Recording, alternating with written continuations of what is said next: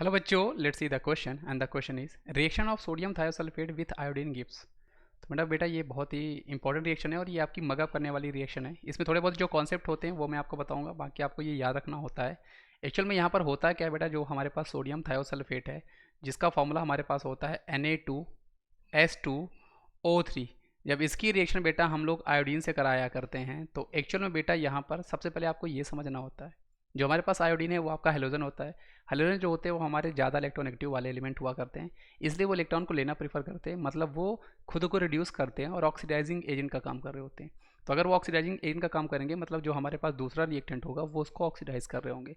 तो यहाँ पर होगा क्या बेटा, ये जो आपका आयोडीन है, एक्चुअल में आयोडीन जो होता है वो हमारा सबसे वीक, मतलब अगर मैं हेलोजन की बात करूँ तो हेलोजन में ये आपका काफ़ी वीक ऑक्सीडाइजिंग एजेंट होता है।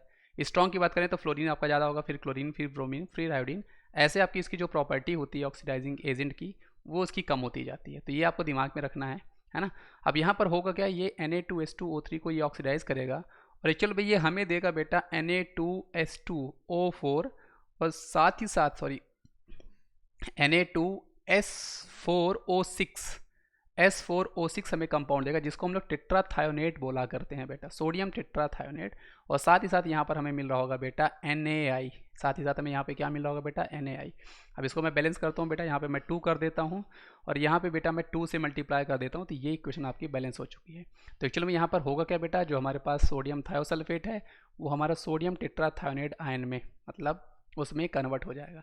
आप इसको क्रॉस चेक भी कर सकते हो, क्योंकि आपको जैसा मैंने बताया ये आपका होगा एक तरह से वीक ऑक्सीडाइजिंग एजेंट का काम कर रहा होगा, तो खुद को इसने रिड्यूस किया होगा और उसने जो हमारा दूसरा रिएक्टेंट है उसको उसने ऑक्सीडाइज किया होगा। तो क्रॉस चेक कर सकते हो बेटा, आयोडीन यहाँ पर आपका 0 है। Na की बात करोगे तो यहाँ पे आयोडीन आपका -1 है, मतलब आयोडीन का जो ऑक्सीडेशन नंबर है वो आपका डिक्रीज हुआ है, मतलब उसने आपको रिड्यूस किया है। दूसरे की अगर मैं बात करूँ बेटा तो इसको मैं आपको सॉल्व करके दिखाता हूँ। जैसे SO2O3 2- जब आप इसको सॉल्व करोगे तो सल्फर का हमारे पास बेटा 2x हम ले लेते हैं, प्लस ऑक्सीजन का बेटा हम लोग यहाँ पर -2 इंटू 3 इज इक्वल टू यहाँ पे 4 जो है बेटा वो हमारे पास -2 है। इसको फर्दर जब सॉल्व करेंगे बेटा तो x की वैल्यू यहाँ पर हमारे पास +2 आने वाली है। यहीं पर अगर मैं टेट्राथायोनेट आयन की बात करूँगा, इसको जब हम सॉल्व करेंगे बेटा तो इसको हम लोग सॉल्व करेंगे स्ट्रक्चर मेथड से। तो इसका स्ट्रक्चर आपके पास कुछ बेटा ऐसा मिलने वाला है हमारे पास, ये आएगा, ये S डबल बॉन्ड O, यहाँ पर हमारे पास O Na+,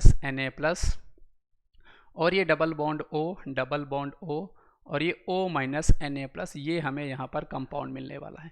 अब जब यहाँ पर देखोगे बेटा तो यहाँ पे जो हमारे ये टर्मिनल वाले जो सल्फर हैं, यहाँ पे चार्ज बेटा आपका +5 आ रहा होगा, यहाँ पर भी आपका +5 आ रहा होगा। आप देख सकते हो क्योंकि इसने 5 बॉन्ड बना रखे हैं ऑक्सीजन के साथ, इसलिए बेटा ऑक्सीजन आपके 5 इलेक्ट्रॉन को लेगा और इस तरह आपके सल्फर में 5 इलेक्ट्रॉन की डिफिशियंसी हल्की आने लगेगी, तो वहाँ पे +5 इस सल्फर के कारण यहाँ पे बेटा 0 यहाँ पर आपके पास चार्ज आ रहा होगा।